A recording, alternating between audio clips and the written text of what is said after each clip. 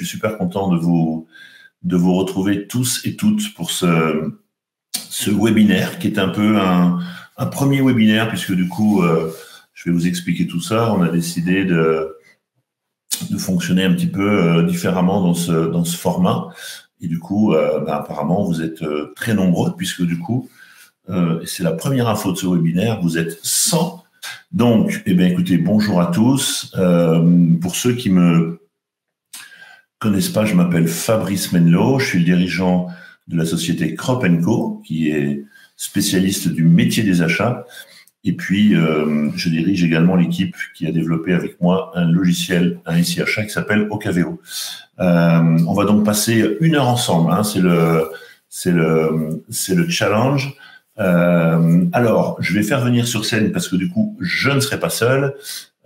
C'est la bonne nouvelle de la matinée. Donc, je vais aller chercher avec moi les participants et notamment Alexia et Sandrine qui vont me rejoindre sur scène. Ça, on va se retrouver tous les trois pour démarrer ce webinaire. Salut Sandrine. Bonjour Fabrice, bonjour tout le monde. Je ne sais pas si on m'entend. Bonjour. Salut Alexia et salut Sandrine. Je suis super content. Alors quelques mots peut-être d'introduction et puis ensuite on va démarrer dans le vif du sujet. Donc c'est un webinaire, comme vous le savez, c'est un format que vous connaissez tous très bien. Je vous rappelle quand même quelques petits points importants à avoir en tête. Et si on parlait achat, c'est le thème de ce webinaire. En fin de compte, c'est en échangeant avec un certain nombre de personnes qui me faisaient part des fois de leurs attentes, des sujets sur lesquels on pouvait évoquer. Donc vous savez que chez Crop & Co, on aime bien diffuser, partager du contenu, souvent qui est un petit peu organisé à travers des thèmes, etc. Là, on a voulu un format un peu plus libre, un peu comme on pourrait avoir une discussion sur des thèmes avec des personnes qui sont spécialistes et experts de ces thèmes. C'est le cas ce matin. Et on a commencé par la dimension des hommes et des femmes que nous sommes, ces fameuses ressources humaines, comme on les appelle. Et donc, du coup, j'ai trouvé que c'était une bonne manière d'initier ce format de webinaire. Pour votre info, je vais essayer de tenir une cadence d'environ un webinaire tous les 15 jours sur des thèmes différents et je vous dirai en fin de séquence un petit peu les prochains sujets que nous aborderons. Voilà, j'ai beaucoup parlé, le sujet, et donc du coup, je vais maintenant laisser la parole à Alexia et à Sandrine. Je les remercie d'avoir accepté d'être les premières à venir avec nous pour participer à ce webinaire. Donc, mesdames, à jamais, vous serez les premières de ce webinaire. Et si on parlait achat? Et donc, du coup, peut-être quelques mots pour vous présenter Sandrine et Alexia. Honneur aux plus jeunes, Alexia. Honneur aux plus jeunes. Première information du webinaire, honneur aux plus jeunes. Ça n'a rien à voir avec les ressources humaines, attention. Hein. Les vieux sont encore là. Hein. Alexia, alors. Oui. Écoutez, tout d'abord, merci beaucoup. Je suis vraiment ravie qu'on se retrouve ensemble ce matin avec en plus tous nos participants en ligne. C'est génial. Donc moi, pour me présenter, Alexia Menlo. Moi, j'ai une expérience de 8 ans en marketing et communication au sein de différents groupes, plutôt des PME du secteur du logiciel informatique.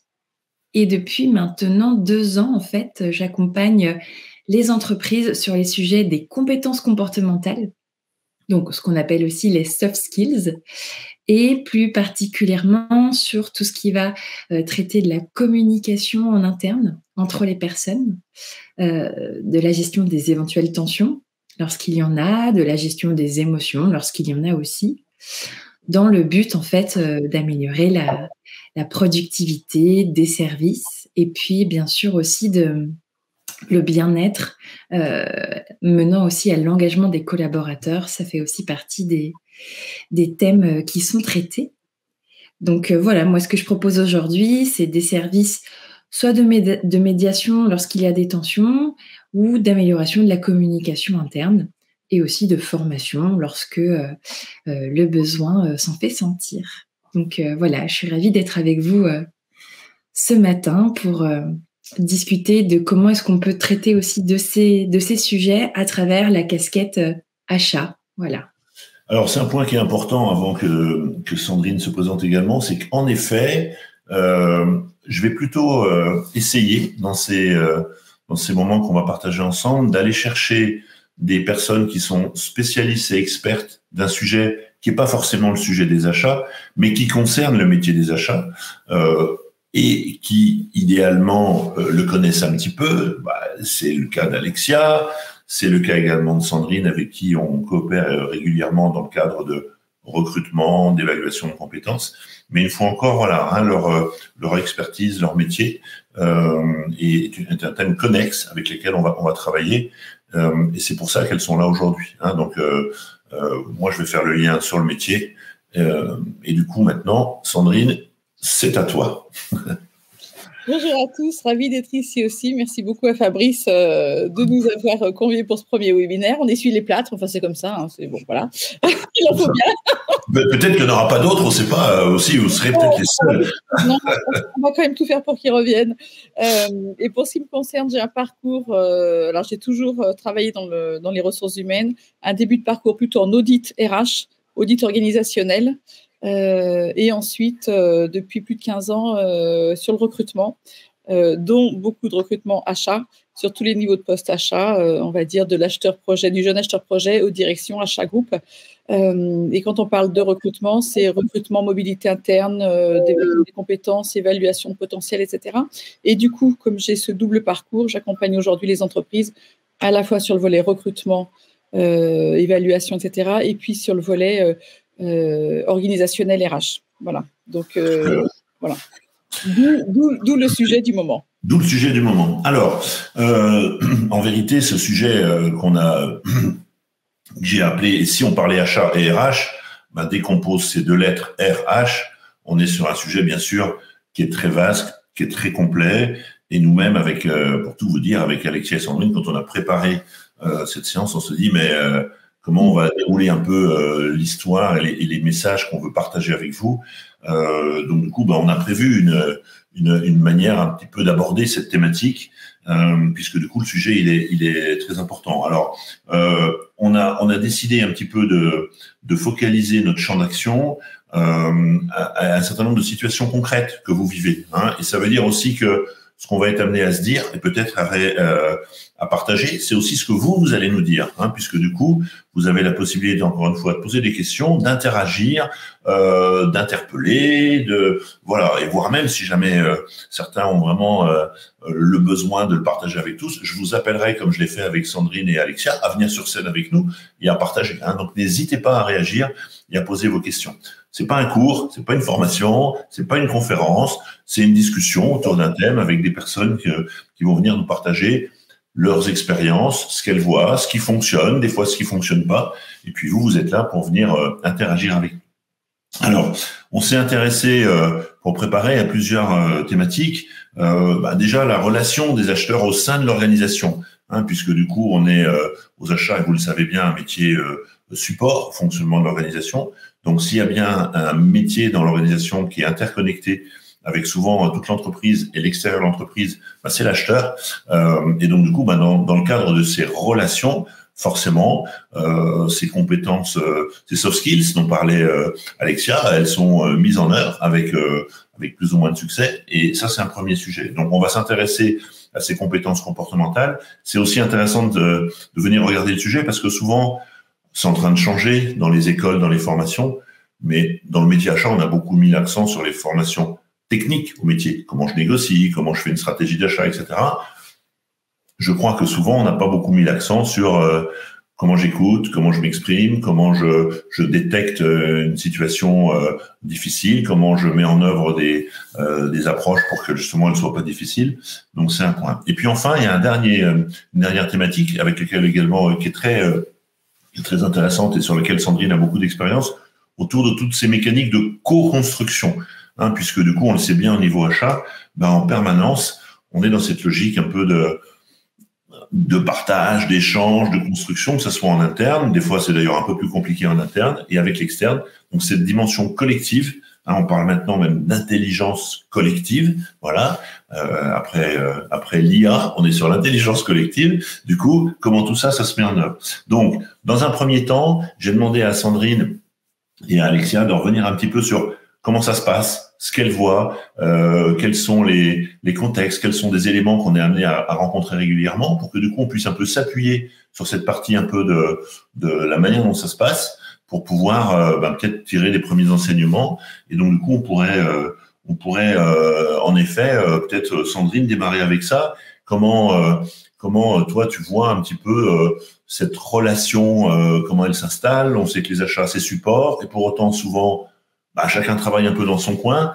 Voilà, est-ce que tu peux déjà nous partager? Et puis du coup, moi je vais en profiter pour poser une première question dans le sondage pendant que Sandrine va s'exprimer sur comment vous jugez cette relation en interne dans les organisations. Vous êtes près d'une centaine à être connectés, donc c'est très intéressant de savoir un petit peu, de manière un peu live comme ça, sur ce terrain de la coopération interne, comment ça se passe. Mais Sandrine, toi, tu as un retour par rapport à ce sujet. Allez, à toi de jouer alors.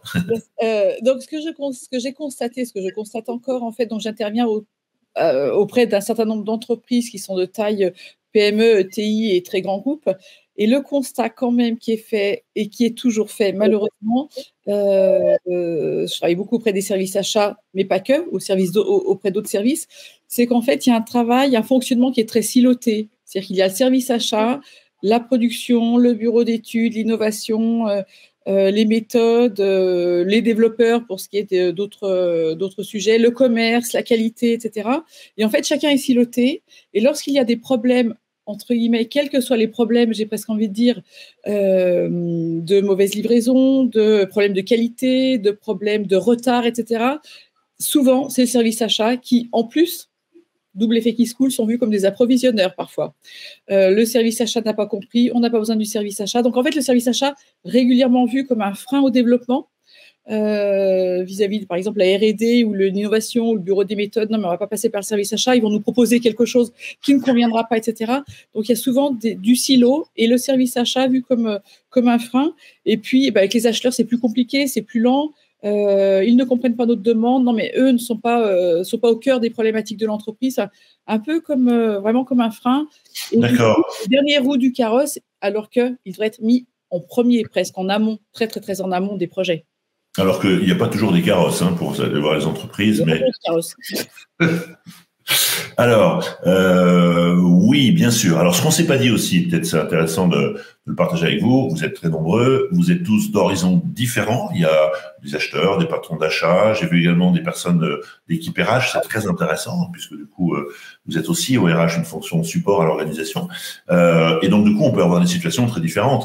Nous, on va essayer avec Sandrine et Alexia de vous tirer un petit peu des enseignements. On n'a pas vocation à ce que ça soit une étude exhaustive. Et il se peut que quelquefois, les remarques qu'on fait les uns les autres, du coup, ça vous concerne plus ou moins. N'empêche que ce que dit Sandrine est souvent vrai, et vous le savez, les acheteurs, on a toujours une petite bataille de légitimité, quelquefois presque de crédibilité, pour venir s'installer. Alors, on va reprendre ce que disait Sandrine. Je vais juste en profiter pour lancer, du coup, un premier sondage sur cette, on va dire, sur cette relation aux clients internes. Vous savez ce qu'on appelle les clients internes, ceux avec qui vous travaillez, vous partagez, comment eux, ils vous voient.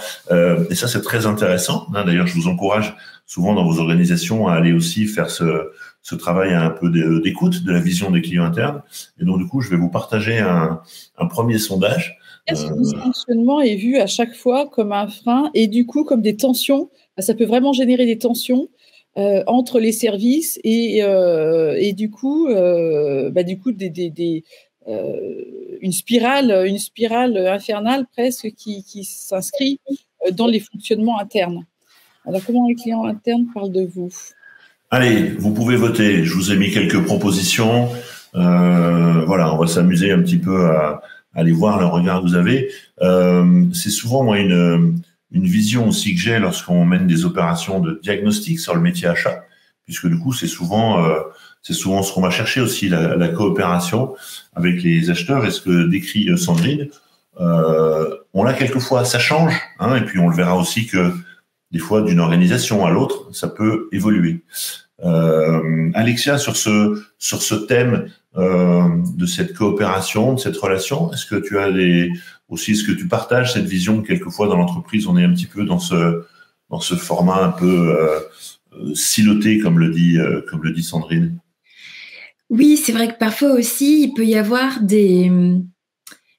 ça se situe au niveau organisationnel, c'est-à-dire qu'en fait, chacune des équipes a du coup, ses objectifs. Et c'est vrai que avancer en coopération avec les autres équipes, c'est pas toujours évident parce que ce qui est demandé et attendu même si le but final, bien évidemment, c'est que toute l'entreprise arrive au même endroit, eh bien parfois on n'est pas sur les mêmes attentes. Sans même parler évidemment des différentes personnalités qui vont constituer en plus chacune des équipes. Donc là, c'est vrai qu'on a aussi un terrain humain sur lequel il faut jongler. Mais c'est vrai que parfois, au niveau de l'organisation, tout n'est pas forcément aligné pour que ça se passe sans accroc. Donc, c'est vrai que c'est vraiment après au niveau humain où il va falloir travailler pour justement réussir à avancer ensemble dans la même direction puisque, bien évidemment, c'est quand même le but de ce qu'on essaye de construire ensemble. Alors, c'est bien comme ça d'avoir un petit sondage. Moi, je suis toujours parce que du coup, entre ce qu'on pense soi, ce que pensent les autres, etc. Donc, ce que vous déclarez presque pour la moitié, quand même, 40% des participants au sondage, les achats, quelquefois, c'est bien. On va dire que si on regarde cette bouteille à moitié pleine, on se dit c'est quand même pas mal. Et puis après, on se dit ouais, mais quand même, Fabrice, il a écrit quelquefois, c'est bien. Donc du coup, on voudrait que ça soit quand même souvent bien, voire toujours bien. Mais là, quelquefois, c'est bien. Ça veut dire, du coup, vous savez être disponible et acteur. Alors, on sait que quelquefois, pour bien faire le métier d'acheteur, il faut nous transmettre le ballon dans des bonnes conditions et que si le ballon nous arrive un peu dans les pieds, oui, des fois, on le rattrape pas très bien. Les acheteurs sont des business partners en deux, presque un quart des répondants. Vous êtes un quart à estimer quand on parle de vous, on parle de business partner. Alors ça, ce serait la bonne nouvelle du jour, parce que si je crois que les achats ont une voie à explorer vraiment en profondeur, c'est cette notion de business partner, et ça vous permettra de quitter un peu le costume de celui qui est là que pour faire baisser les prix. Et à certains endroits, il est encore un petit peu là, ce costume. Donc là, le business partner, c'est une bonne nouvelle. Et puis après, presque 20% quand même des acheteurs, c'est un passage obligé, voire un mal nécessaire. C'est ce que disait un peu Sandrine. Quelquefois, les acheteurs, quand on va les voir, ça nous retarde un peu, ça nous complique un peu la vie. Là, il y a des sujets, il y a des réflexions à avoir sur le rôle des acheteurs, sur la gouvernance des achats. Et puis enfin quelques-uns qui ils ont toujours une solution à nos problèmes. Ça, c'est des fois pour traduire un petit peu, ce qu'on appelait les achats pompiers. Souvent, les acheteurs, quand ils décrivent ce qu'ils font, ils disent moi, je suis là un peu, je suis le pompier. Donc je dis c'est bien, faites attention. C'est un métier dangereux, pompier. Et du coup, voilà. Puis si on peut s'éviter d'être trop pompier aux achats, c'est pas mal aussi. Donc merci pour ce premier vote. Alors maintenant, j'aimerais Alors, je vous rappelle, du coup, au passage, que vous pouvez bien sûr échanger, toujours pareil, dans le chat entre vous. Donc, n'hésitez pas aussi à échanger, à partager avec vous, et surtout poser des questions. Donc moi, ça peut m'intéresser de savoir si cette vision qu'on vient de décrire, est-ce que vous la partagez vous dans vos organisations? Est-ce que vous avez des exemples, ou alors vous avez une approche un peu différente? Donc n'hésitez pas à nous questionner. Sandrine, tu veux réagir? Peut-être qu'en fait, du coup, pour illustrer un petit peu, une fois qu'on a fait ce constat, c'est bien, mais maintenant, qu'est-ce qu'on en fait? Ouais. On se rend compte, nous, de notre côté, on se rend compte qu'il y a des dysfonctionnements, ou en tout cas, le constat, c'est qu'il y a, ça pourrait être plus fluide dans l'organisation du fonctionnement achat et autres services. Et du coup, en termes d'accompagnement, ce qu'il est possible de faire et comment optimiser la relation et du coup la performance achat. Je t'ai fait passer un petit qui permet de montrer un schéma, on va dire, peut-être opérationnel, de fonctionnement, qui peut être peut-être aidant, ça vaut ce que ça vaut, mais en tout cas, une démarche de fonctionnement ou de processus, en tout cas, pour améliorer améliorer la fluidité entre les achats et les autres services, et puis viser un peu plus de performance. Alors, et désiloter surtout. Et qui est juste une proposition de processus. En fait, l'idée, c'est d'avoir, pour travailler, enfin mieux travailler ensemble, en tout cas viser un peu plus de performance, c'est déjà de partir du constat finalement avec les différents services de l'entreprise qui doivent travailler, enfin pour qui il y a un vrai intérêt à travailler avec les achats, c'est que le service achat puisse idéalement identifier le coût de dysfonctionnement de la collaboration avec les autres services en termes de temps, le coût en termes de temps, en termes de ressources, en termes de qualité. Finalement, si on a peut-être des mauvais scores en termes de qualité, peut-être que le service achat peut aider sur le niveau de qualité, et puis le coût financier, évidemment, d'un manque de fluidité entre le service achat et les différents services, BE, R&D, innovation, qualité, etc. Et puis commerce, ne pas les oublier. Et déjà faire ce premier travail permet d'identifier aussi l'interdépendance qu'il y a entre les services. D'accord. Surtout de mettre un constat, on va dire, concret, factuel, pragmatique et même financier d'ores et déjà, et partir de ce constat. Mais une fois qu'on a fait ce constat, qu'est-ce qu'on en fait? Et l'idée, c'est de travailler après. Une fois qu'on a fait ce constat où on voit plutôt des bugs, en principe, on va plutôt voir des bugs, des coûts, des bugs. C'est pas sur des bugs et des coûts qu'on va construire, mais c'est surtout sur ce qui nous rassemble. Quelles sont les convergences? Qu'est-ce qui fait qu'on va pouvoir travailler ensemble? Et du coup, avec rassembler les différents services. Donc là, je parle plutôt d'un format de travailler ensemble avec les différents patrons, différents acteurs de service, différents intervenants à tous les niveaux, pas que responsables de service, mais à tous les niveaux. Pourquoi faire du métier de l'entreprise? Qu'est-ce qui nous plaît dans le métier d'entreprise? En tout cas, partager des valeurs communes, un sens commun. Quel message souhaitons nous transmettre aux clients et quelles sont nos réussites et pourquoi? Et travailler sur cet aspect-là permettra de mettre en avant tous les points de convergence finalement que tous les services de l'entreprise, enfin, quand je dis tous les services, c'est les services qui ont besoin de travailler avec les achats, finalement se rendent compte qu'on a tous, qu'on a quand même beaucoup de convergence. Et au moins, du coup, ça réunit, ça rassemble. On sait que les convergences, les valeurs rassemblent, et partir déjà de ces premiers éléments. Ensuite, une fois qu'on a dit ça, c'est OK, voilà les constats, voilà ce qui nous rassemble. Et finalement, est-ce qu'on est suffisamment clair les uns vis-à-vis des autres sur les rôles et les missions de chacun de nos services? C'est-à-dire qu'en gros, vous avez une idée de ce que fait le service achat. On est là pour acheter, négocier. Souvent, c'est ça. Le service achat est là pour commander, acheter, négocier. C'est souvent ce qu'on leur demande. Mais finalement, la mission plus stratégique et quel est l'intérêt d'identifier le service achat beaucoup plus en amont qu'on le pratique habituellement dans l'entreprise, c'est de reclarifier les rôles et les missions du service. Le service achat, et puis que les autres services puissent aussi s'exprimer. La production, voilà notre rôle et notre mission. Et la R&D, le bureau d'études, le commerce, etc. Alors, c'est clair pour tout le monde, mais finalement, quand on décortique les missions de chacun, on se rend compte, mais de façon extrêmement claire, et j'en parle pour l'avoir suffisamment animé souvent, pour se dire que finalement, la mission du service commercial, la mission de la R&D, etc., à chaque fois, il y a le service achat qui peut vraiment être aidant dans la mission de chacun des services. Et ça, c'est pas suffisamment clarifié, pas suffisamment mis en avant. Et si on ne travaille pas ce sujet-là, on passe à côté et du coup, le service achat a du mal à s'inscrire et on garde nos silos. Et après, travailler sur les attentes, finalement, le service achat vis-à-vis de vos autres services, quelles sont ses attentes?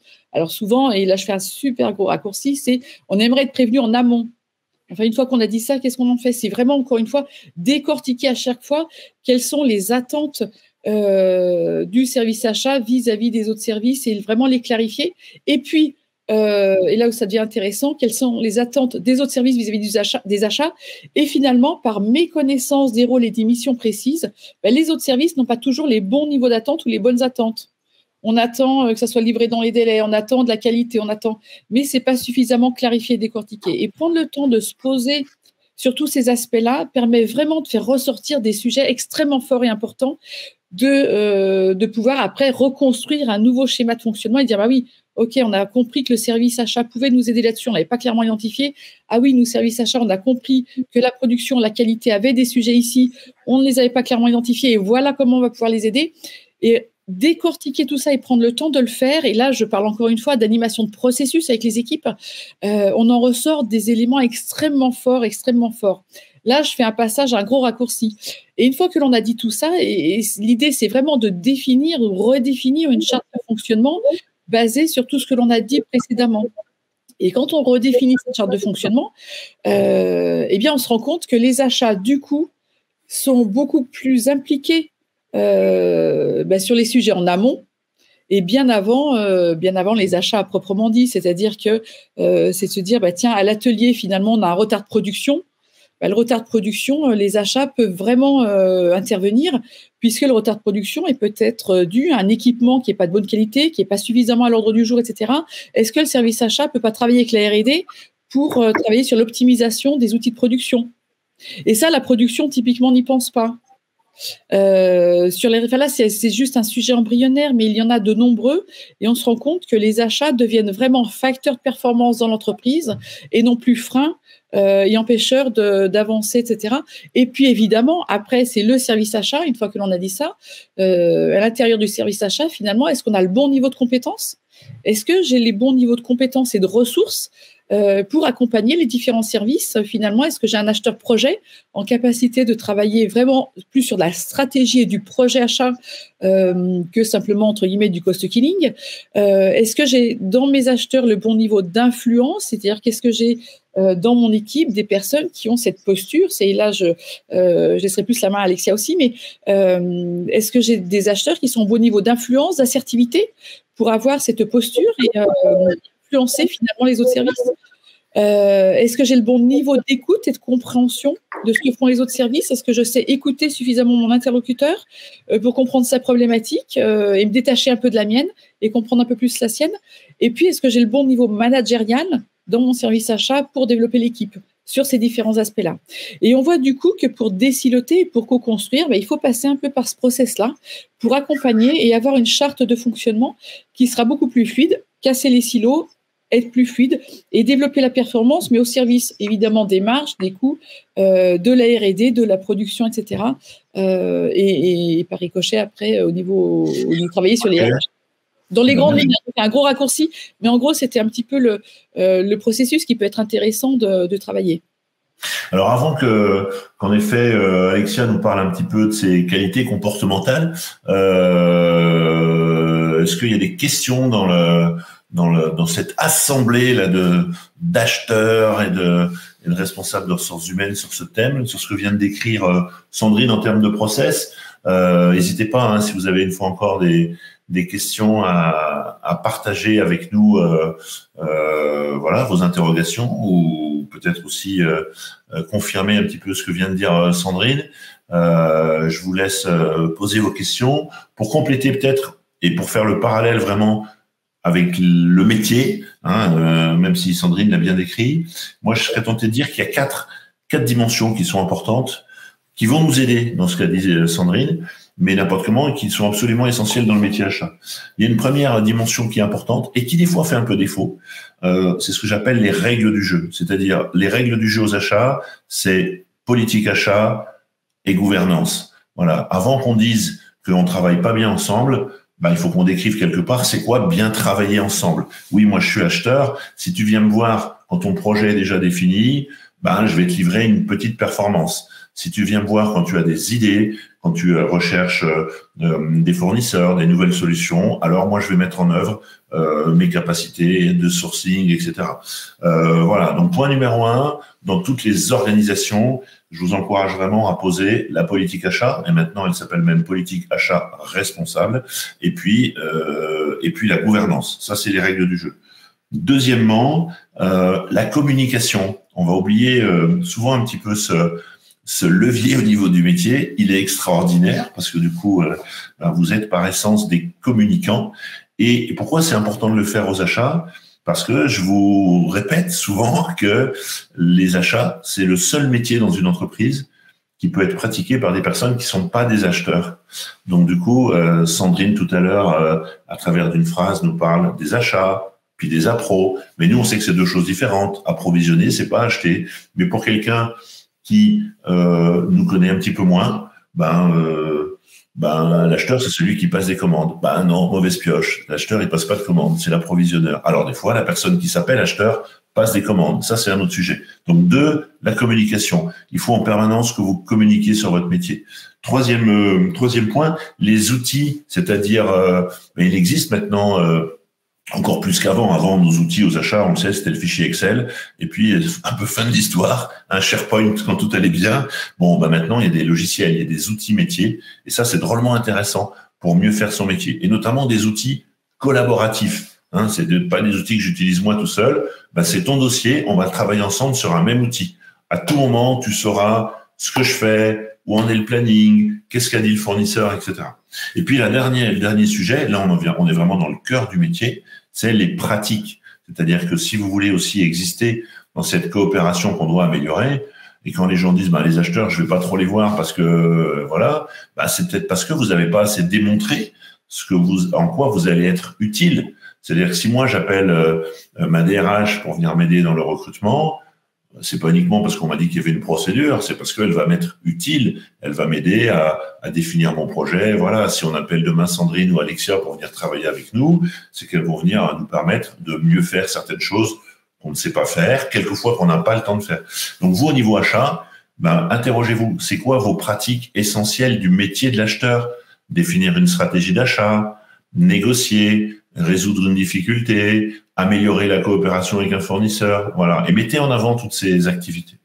Alors, pour les mettre en avant, du coup, il faut mettre en œuvre vos comportements, et donc, du coup, les soft skills. Alexia, tu nous parles un peu de ce sujet des éléments de comportement que quelquefois on a un petit peu tendance soit à pas avoir trop conscience, soit à pas trop savoir faire.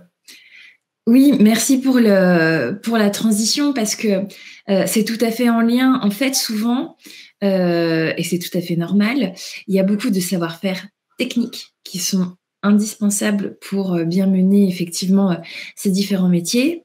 Et pour la partie savoir-être, finalement, on est assez... ça dépend un petit peu des personnes. Il y a beaucoup de personnes qui vont fonctionner sur quelque chose d'un peu instinctif et si ça fonctionne, écoutez, tant mieux. On n'est pas là pour réinventer tous les process. Moi, ce que j'aimerais vous faire passer, c'est que il y a vraiment des choses sur lesquelles on peut travailler, s'améliorer. C'est aussi concret, c'est aussi vraiment très très rationnel, tout ce qui va dépendre du savoir-être. Donc, du coup, moi, j'avais aussi parce que justement, pour montrer à quel point c'est concret, j'avais aussi moi-même préparé 2 petites slides. Alors, je vais les chercher. Non, parce que je ne te les ai pas envoyées. Donc, je vois ça, oui. Je peux moi-même partager mon écran. Parfait. Je te laisse œuvrer et manœuvrer. Alors, tac. Pendant que tu te prépares, ces sujets des fameuses soft skills, on en parle beaucoup, mais concrètement, pour travailler vraiment près des équipes tous les jours, ça reste un sujet qui est pas une évidence. Hein. On peut le dire comme ça. Hein. Ça nécessite quand même. Tu partages, Sandrine, aussi savoir comment les évaluer, comment j'évalue. Ouais. Alors nous, c'est notre quotidien, mais comment j'évalue en entretien le bon niveau managérial, sur quoi je vais pouvoir aller chercher le collaborateur pour savoir de quoi a-t-il besoin pour pouvoir évoluer. Est-ce qu'il est à l'aise dans son rôle managérial? Et puis les autres collaborateurs, finalement, est-ce qu'ils sont à l'aise sur leur capacité d'influence? Est-ce qu'ils savent ce que c'est? Comment les développer? Comment les identifier? Etc. Et ça, c'est notre quotidien, on va dire, et la difficulté peut-être du manager aussi qui côtoie ses équipes au quotidien, de se dire finalement, est-ce que là, la personne est en difficulté? Est-ce qu'elle ne l'est pas? Comment je peux l'aider, l'accompagner? Et surtout, comment j'évalue où il en est aujourd'hui? Et ça, c'est effectivement peut-être une problématique managériale parfois que chacun peut rencontrer. Ouais. Oui, bien sûr. Alors, Alexia, ces compétences clés. Oui, donc est-ce que vous voyez mon écran? C'est tout bon? Parfait, ouais, c'est parfait. Super. Alors, avant d'aller un petit peu plus loin, et merci pour ces précisions, Sandrine, une des compétences sur lesquelles je voulais un petit peu approfondir ce matin, c'est tout ce qu'on appelle la gestion de tension. Là, bien évidemment, c'est dans l'hypothèse où il y a une tension. Ça paraît évident, mais je reviens sur le sondage qu'on a proposé en début de ce webinaire ensemble. Les achats, quelquefois, c'est bien. Voilà, donc il n'est pas non plus question de noircir un tableau. Quand c'est bien, écoutez, tant mieux. Moi, je suis partie... Moi, je pense qu'il ne faut pas non plus aller se créer des problèmes quand il n'y en a pas. Là, c'est vraiment une proposition pour lorsqu'il y a une tension et ça paraît évident, mais aussi je le nomme, mieux vaut agir quand la tension est à un niveau encore bas plutôt que d'attendre que ça explose. Donc vraiment, il ne faut pas hésiter, voilà, même quand on est sur quelque chose de faible intensité, mieux vaut la traiter tout de suite plutôt que ça s'accumule. Concrètement, de quoi il s'agit ? En fait, on pourrait le diviser en différentes parties. Une première partie où on identifie ce qui se passe.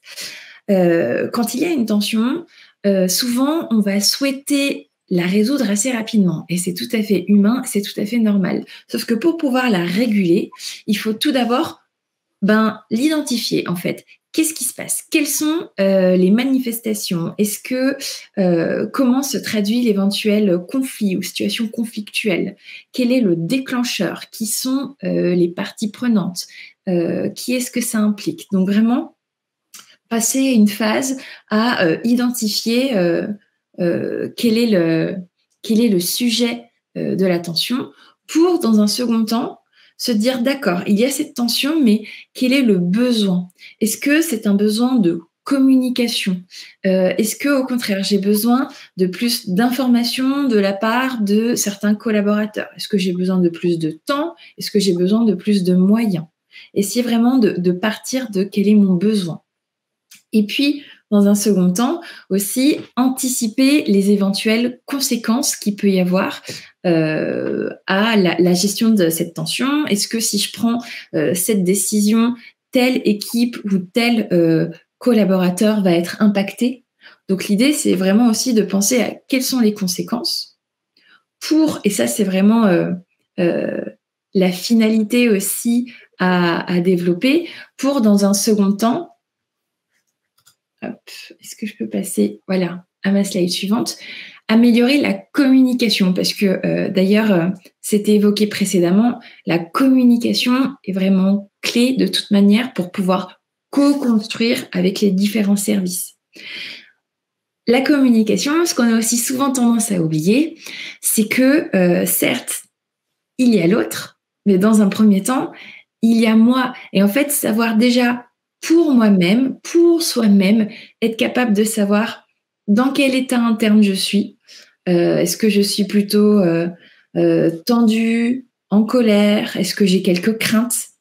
Ça permet aussi soi-même de pouvoir poser des mots sur quel est mon besoin. Donc, je l'évoquais précédemment, que ce soit en termes d'information, de temps, de moyens. Et puis ensuite, une fois qu'on a identifié quel est le besoin, on peut éventuellement aussi réguler l'état interne, l'émotion s'il y en a. C'est pas forcément nécessaire, mais ça permet de mieux se poser. Et en fait, une fois que nous, on est plus au clair, c'est ça qui nous permet aussi d'avoir une communication plus fluide avec autrui. Et alors là, c'est un point qui, pareil, se travaille et qui mériterait qu'on en discute plus largement, mais vraiment réussir à écouter la personne. Ça, c'est ce qu'on appelle l'écoute active, et ça peut paraître facile, mais vraiment, ça se pratique, ça s'entraîne et ça s'entretient. Et ne pas hésiter à faire exprimer aussi la demande de la personne. Parce que parfois, on peut anticiper justement une demande de sa part, mais en fait, finalement, on peut se tromper et c'est complètement OK. Mais du coup, comment est-ce que ne pas hésiter à dire à la personne, d'accord, quelle est ta demande ? Quel est ton besoin ? En quoi puis-je t'aider ? Et bien évidemment, parfois, on n'a pas toutes les clés. Mais en fait, ne serait-ce que poser cette question, vous seriez surpris de vous rendre compte à quel point ça peut permettre éventuellement de désamorcer une éventuelle tension. Et puis, si jamais la tension est là, eh bien, ne pas hésiter à rester factuel. On reprend vraiment ce qui s'est passé, on reprend les éléments, à quel moment ça s'est passé, avec quelle personne, et vraiment poser des questions. C'est un point sur lequel j'insiste aussi, qui sont orientés vers le futur, qui sont orientés vers la solution. Parce que ce qui est passé. OK. Maintenant, qu'attendez-vous de moi ? En quoi puis-je vous aider ? Que me proposez-vous ? D'accord, OK, voilà, on a repris factuellement ce qui s'est passé. Mais comment est-ce que maintenant, à partir de cette situation, ben voilà, on va proposer quelque chose pour le futur qui puisse être réalisable. Alors voilà, après la discussion continue, ce ne sont que des points de départ, mais penser au futur, être orienté sur la solution et non pas sur la base du problème ou ce qui a pu se passer par le passé, et ben vraiment, c'est ce qui permet aussi parfois de désamorcer des situations et de pouvoir justement parler de co-construction. Ça, je pense que c'est vraiment quelque chose qui est assez important. Donc écoutez, voilà, c'est assez court, c'est assez concis, mais c'est des points que je voulais faire passer pour expliquer que voilà, la posture se travaille et il y a vraiment des choses très concrètes, très palpables que nous pouvons mettre en place pour améliorer tout ça. C'est important, merci Alexia, de ce que tu dis, parce que moi je dis souvent, quand on fait l'analyse du fonctionnement d'une organisation, on vient balayer un certain nombre de grands thèmes sur les pratiques achats. Tout à l'heure, je vous parlais de politique et gouvernance, je vous parle de relations avec les fournisseurs, des outils, etc. Et il y a une thématique autour de la communication. Alors la communication, elle s'organise en termes, on va dire, d'activité, mais avant de s'organiser, je dis souvent aux acheteurs, mais la manière dont tu vas avoir en effet cette posture, dont tu vas t'exprimer, dont tu vas, c'est une partie de l'histoire qui est vraiment importante. C'est-à-dire que cette capacité aussi à intervenir dans des situations un petit peu compliquées, parce que souvent quand on va voir les achats, ces fameux acheteurs pompiers dont on parlait, quand il y a le feu, c'est compliqué, quoi. Donc du coup, il faut qu'on ait préparé beaucoup de choses en amont pour qu'au moment où on est dans le rush de l'action, ça se passe bien. Donc cette communication, moi je vous encourage vraiment à la travailler et notamment sur les différents points. Il y a un point moi, qui m'est souvent très important parce que je trouve qu'au niveau achat, comme on a une logique où ça va assez vite, et puis quand c'est des relations entre des acheteurs et des vendeurs, il y a cette dimension un petit peu de celui qui a le besoin et qui a le carnet de chèques, et puis il y a le vendeur qui est là pour faire ce qu'on va lui demander. Bon, vous savez tous que ça a changé. Hein, je dis souvent, les vendeurs ont pris un peu le pouvoir dans la relation. Mais du coup, des fois, de bien écouter. Hein, voilà, ça c'est une pratique. Je trouve que au niveau achat, on a beaucoup à capter, à comprendre pour pouvoir ensuite mettre en œuvre ces bonnes pratiques. Oui, et puis merci d'insister sur ce point. Et puis surtout, on a tous notre marge de progression. Voilà, aujourd'hui, on en est là et en fait, ça, c'est un message que j'aime bien faire passer. L'écoute, ça se travaille. Ça se travaille, on peut gagner en endurance là-dessus. Et en fait, c'est très preneur d'énergie. Être vraiment là, à vraiment écouter la personne ici et maintenant, c'est hyper difficile. Donc au début, peut-être que c'est quelques minutes. Et à force de s'entraîner, voilà, on va aussi gagner en endurance là-dessus. D'autant plus qu'on va assez vite se rendre compte que voilà, ça nous permet d'être plus efficace par la suite et de pouvoir améliorer la communication avec bien évidemment tout ce que ça peut engendrer par la suite. Donc voilà, ça se travaille quoi qu'il en est et puis ça se travaille, il faut travailler. C'est là, voilà, il faut travailler. C'est le message. Sandrine, sur ces postures et sur aussi le lien dont on parlait tout à l'heure avec la co-construction, comment tu vis tout ça? Là, en fait, on le voit de façon, ce que l'on voit surtout, c'est qu'en fait, encore une fois, on sait que dans l'entreprise, un service achat existe. On sait que la R&D existe, l'innovation, le développement, quelle que soit l'activité d'entreprise. Mais chacun est tellement recentré sur son activité que tout le monde a sa grosse charge de travail. Hein. Ça, c'est quand même un peu… Tout le monde est dans le même cas, on va dire, en termes de charge de travail. Et ce que l'on voit aussi, c'est que c'est quand même extrêmement facile de dire « mais c'est pas moi, c'est l'autre ». Et finalement, il y a plus de c'est pas moi, c'est l'autre que non, nous, ça se passe très bien. Alors, heureusement, chez nos clients, il y a des services qui fonctionnent très, très bien avec le service achat et qui ont pris vraiment le réflexe de se dire on ne fait pas d'offres, on ne fait pas, sans passer par le service achat parce qu'ils ont mis en place vraiment une vraie culture achat dans la stratégie de l'entreprise. Et ça, on le voit de plus en plus et fort heureusement, et de plus en plus depuis 18 mois avec d'un point de vue…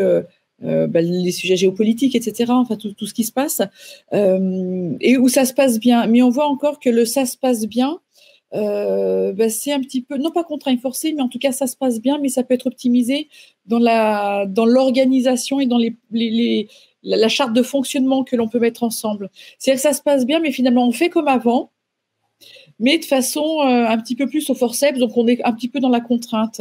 Or, faire comme avant, si on veut avoir des résultats différents, il faut changer nos modes de fonctionnement. Et c'est plus là, en fait, que l'on vient d'aider. C'est si on veut un résultat différent, il faut travailler différemment. Et on se rend compte que les services ne savent pas forcément trop travailler différemment. Donc, ils disent, oui, tiens, c'est vrai, il faut qu'on pense à consulter le service achat pour. Oui, tiens, c'est vrai que si on ne va pas le service achat, il risque de râler. Ou, tiens, là, le service achat peut nous aider. Mais en fait, il n'y a rien de forcément extrêmement construit. L'idée, c'est de se dire comment on construit. On sait qu'un directeur achat, un responsable achat, c'est construire une stratégie achat pour son service ou même pour l'entreprise. Mais on voit qu'il est plus difficile d'intégrer les autres services là-dedans et dès le départ, en fait. Et au plus on l'a intégré, au plus on a défini cette charte de fonctionnement, au plus c'est fluide, au moins on perd de temps évidemment et au plus on vise la performance. Oui, et je crois aussi que, comme tu le disais, il y a une charge de travail importante, hein, et je le dis aussi énorme. Avec qui je travaille, elle est très supérieure au temps que vous pourriez y consacrer, quand bien même vous allez travailler 5 jours dans la semaine, ce qui bientôt deviendra un luxe, au passage, et que vous travaillez beaucoup, y compris les week-ends, vous aurez toujours plus de choses à faire que vous ne pouvez en faire. Donc, la première des clés aussi pour vous, c'est de savoir ce que vous allez faire. Voilà. Et je pense qu'il y a des équipes achats qui perdent un peu de leur capacité à amener de la performance parce qu'ils veulent traiter tous les sujets. Ça marche pas, ça marche plus. Hein, aujourd'hui, moi, je connais plus beaucoup d'équipes achats qui traitent 100% des dépenses d'une organisation. Déjà parce qu'on sait qu'il y a au moins 20% des dépenses sur lesquelles vous avez zéro impact. Donc, j'allais dire, si vous n'avez pas d'impact, ne vous en occupez pas. Voilà, intéressez-vous à ce sur quoi vous allez pouvoir faire changer. Et là, du coup, vous pourrez mettre en œuvre ce que vous disent Sandrine et Alexia dans la manière de... Parce que écouter, c'est génial, mais du coup, ça prend du temps. C'est plus facile de dire à l'autre, voilà ce qu'il faut que tu fasses, que plutôt de lui dire de quoi tu as besoin et pourquoi. Parce que il va répondre, on va essayer de comprendre. Des fois, on va pas comprendre tout de suite. On va essayer d'orienter un petit peu ce qu'il va nous dire. Donc, ça prend plus de temps. Donc, ça veut dire que ces approches-là, on va aussi les mettre en œuvre à des endroits où il y a de l'importance à les réussir. La co-construction, c'est le même sujet. On va s'intéresser à avoir une relation très, très fluide et très proche, voire complice, avec les services qui sont très importants pour nous. Voilà. Et il faut pas qu'on se raconte d'histoire. Dans une entreprise, tous les services n'ont pas la même importance pour l'équipe achat. Voilà. Mais c'est comme vos fournisseurs aujourd'hui. Un client, les clients, ils sont pas tous pareils. Il y a les gros, il y a les petits, il y a les à risque, il y a les stratégiques, il y a ceux qui sont importants pour nous en termes d'image, etc. Et donc, vous adaptez vos comportements. Oui, lorsque l'on dit est-ce qu'on est au bon niveau de compétences en interne ou au bon niveau de curseur en interne en matière de ressources humaines, ce qui peut être intéressant, c'est reprendre son équipe, en tout cas retravailler et voir sur quel levier, d'une part, on peut aider ses collaborateurs, mais surtout aussi s'intéresser à eux, refaire un bilan global et finalement se dire, une évaluation globale, se dire finalement, ça fait longtemps que je travaille avec un tel et parfois on oublie ce que la personne peut nous apporter, les sujets sur lesquels elle travaille moins aujourd'hui parce que l'actualité fait qu'elle travaille moins sur certains sujets et finalement se reposer les bonnes questions et ne pas accompagner les collaborateurs simplement en termes d'objectifs, etc., mais dire finalement, voilà, ça fait tant d'années que tu es là, voilà tout ce que tu as fait, mais reparle-moi de ton parcours d'avant, parce que parfois on oublie les compétences ou les aptitudes que certains collaborateurs ont pu mettre en place et dont on n'a pas tiré profit, entre guillemets, dans l'entreprise. Et refaire un petit bilan, et je ne parle pas d'objectifs ni même d'entretien annuel, mais refaire un petit bilan global de tout ce que le collaborateur peut apporter, sur quoi il a envie d'aller, etc. Et on va bien plus loin que les entretiens annuels classiques. C'est intéressant. Super. Alors ça, c'est un conseil en or massif. C'est un vrai sujet qui peut faire un vrai objet. Ben oui, c'est un conseil en or massif, c'est-à-dire que on prend pas assez le temps de se réquestionner, de se réécouter, d'évoquer les envies des uns des autres et de voir en quoi ça peut être utile. On est un petit peu victime de ces descriptions de poste ou fiches de poste hein, que souvent, voilà. Mais oui, reposons-nous la question ensemble. Qu'est-ce que tu as envie de faire? Ou est-ce que voilà, on est dans la conduite du changement. Hein, c'est un mot qu'on n'a pas utilisé jusqu'à présent, mais tout dans cette dynamique de changement, d'avoir une espèce de situation de départ, voilà, on serait, et moi je le vois très facilement parce que moi je suis un consultant comme Sandrine et Alexia, et quand nous on intervient, on n'a pas du tout d'histoire, donc on capte vite des choses et très vite des choses. Et moi c'est souvent qu'avec des patrons d'achat, je discute en leur disant, mais dis donc, j'ai discuté avec Thierry ou avec Nathalie, et il me semble que pourquoi on l'utiliserait pas plus à cet endroit-là où il a envie de faire ça, etc. Et quelquefois, pour certains de ces patrons d'achat, c'est un peu des découvertes, ces questions-là, parce qu'on n'a pas fait ces échanges. Donc oui, soyons un peu ouverts dans ces possibilités. Sandrine a bien ciblé la problématique, nous dit Maude. Tout est question de charge de travail. Or, depuis la fin des premiers confinements, toutes les entreprises sont surchargées et désorganisées et personne ne prend le temps de poser les organisations. Mais vous avez raison, en sachant que il y a une partie des réponses, des fois une bonne partie, qui sont un peu dans vos mains. Hein, quand je vous parlais de reposer ce à quoi on sert, ce qu'on va faire, ce qu'on va pas faire, Et alors bien sûr que si vous décidez toute seule de plus faire certaines tâches dont on pourrait penser qu'elles sont faites par vous, ça marche pas, parce qu'on va continuer à vous attendre. Mais à un moment donné, il faut mettre le sujet sur le terrain de la direction, de se dire voilà, où est-ce qu'on apporte le maximum de valeur, qu'est-ce qu'on accepte de faire différemment. Sinon ça marche pas. Franchement, moi j'ai vu des équipes, et c'est pas une histoire de personnes. Hein. On pourrait doubler la taille de votre équipe. Si vous n'avez pas résolu cette question, ça marchera pas mieux. Donc vraiment, il faut se poser la question politique, gouvernance. Où est-ce qu'on nous attend? C'est quoi la valeur achat? Vous savez, vous parlez tous beaucoup de contribution à la valeur, c'est génial, mais du coup, il faut qu'on le définisse, et c'est vraiment important. Alexia, quelques mots pour la synthèse, avant que je vous pose la dernière question inattendue dont je vous ai pas parlé. Question surprise. Question surprise. Oui, non, écoutez, on a bien parlé du sujet. Effectivement, en ce qui concerne un peu plus la posture, voilà, on a parlé de communication, de gestion des tensions. On peut aussi parler de la gestion des états internes, ce qui concerne voilà, les différentes émotions, parce que bien évidemment qu'en tant qu'être humain, on est aussi traversé par différentes émotions, et on ne laisse pas les émotions à la porte de notre maison le matin quand on part au travail. Donc, il y a aussi beaucoup de choses. On parle d'intelligence émotionnelle, on a aussi parlé d'intelligence collective. Enfin, les sujets sont très vastes, et les différentes méthodologies pour accompagner ces sujets aussi. Ne pas hésiter à se faire accompagner aussi par un professionnel, parce que, comme tu l'évoquais Fabrice, en tant que consultant extérieur, c'est sûr qu'on capte des choses qui sont bien évidemment avec une prise de recul lorsqu'on arrive dans une organisation.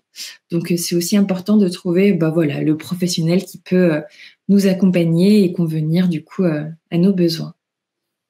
Après, comme vous le savez maintenant, Sandrine Dolinski et Alexia Menelot, elles ont toutes les deux un profil LinkedIn. Hein, c'est la clé de voûte de notre relation aux uns et aux autres dans l'univers professionnel.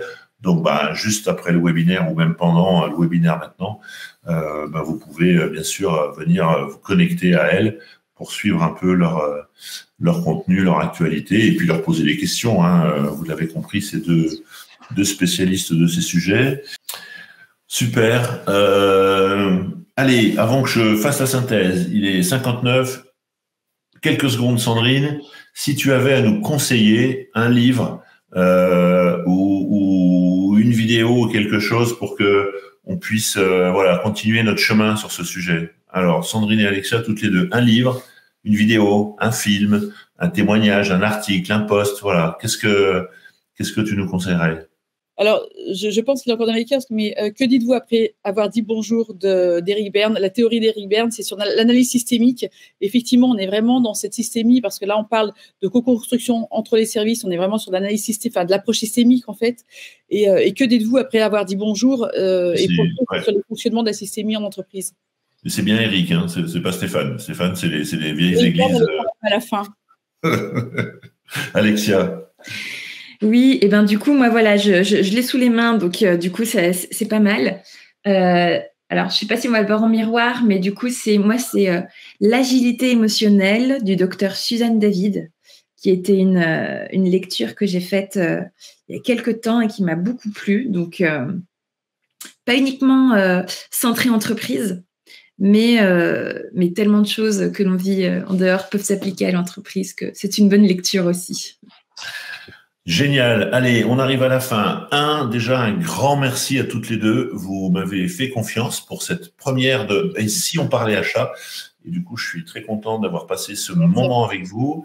Je suis aussi content d'avoir passé avec les personnes qui nous ont écoutés, les quelques questions qu'on a pu avoir. On va rediffuser ce contenu.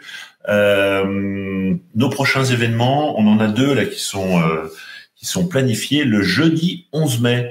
Le jeudi 11 mai à 11h, on aura un 2e épisode de « Et si on parlait achat ?» qui va être dédié à l'innovation. Voilà. Et je suis super content parce que c'est pareil, l'innovation, vous nous en parlez tous, messieurs, mesdames, les acheteurs. Et dans les faits, qu'est-ce qui se passe ? Des fois, c'est pas terrible. Donc, du coup, je me suis dit, on va aller chercher quelqu'un qui est capable de nous parler d'innovation de manière très simple, avec des exemples. Et du coup, j'ai trouvé un garçon extra et je suis content à double titre parce que c'est aussi le fils d'un ami pour la petite histoire, mais ça, je le sais, je l'ai vu qu'après. Il s'appelle Raphaël Laïl. Et pour ceux qui me connaissent depuis longtemps, comprendront le clin d'œil. Mais Raphaël est un ingénieur qui travaille chez Suez sur le thème de l'innovation. Et si vous le suivez sur les réseaux sociaux, c'est vraiment extra ce qu'il partage. Et il a plein de choses à nous partager. Et on va vraiment parler d'innovation pour les équipes achats. Et j'ai hâte d'être jeudi 11 mai à 11h. Voilà, dans quelques jours, vous pourrez vous inscrire. Et puis le vendredi 2 juin, cette fois-ci, ça sera en présentiel. Donc on se retrouvera pour une matinée entière avec des témoignages achats. On sera à Paris. Et là aussi, on va communiquer dans les prochains jours. Donc vous pouvez cocher sur l'agenda. Le 2 juin, on se retrouve en présentiel à Paris. Et puis le 11 mai, ça sera encore à distance avec un webinaire. Mesdames, je vous souhaite une bonne fin de journée. Au revoir à tous. Merci pour nous avoir écoutés. J'espère que vous aurez pu capturer quelques bonnes idées. C'est toujours mon objectif de vous donner une idée, un petit point de réaction, de quoi vous faire réfléchir et continuer à faire grandir vos organisations. Et donc, du coup, aux uns et aux autres, à Maud, à Amandine, que je salue particulièrement. Voilà, puis à Dina également. Merci pour vos réactions et bonne fin de journée. Et à très bientôt. À bientôt. Merci à vous. Merci Au revoir. à tous. Au revoir. Au revoir.